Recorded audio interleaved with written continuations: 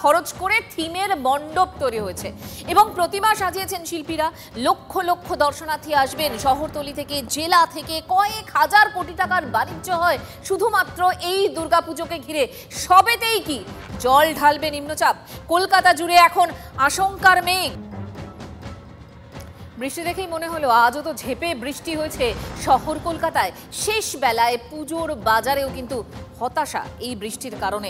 New market থেকে গড়িয়াহাট বা ধরুন হাতিবাগান, সব জায়গার এক ছবি দেখুন না। খুব লস, এমনিতে তো লস হচ্ছেই না বিক্রি বাট্টা। এই বছর আমাদের সেরকম ধরনের লোকজন পাইনি পুজো বলে, একদম হচ্ছেই না, বুঝেছেন। আমাদের কি হবে, বৃষ্টি পড়লে আমরা শুধু আশা করছি বৃষ্টি যদি পড়ে তো আমাদের খুবই লস। বৃষ্টি হলে বাজার ভালো হবে আমি মনে করি।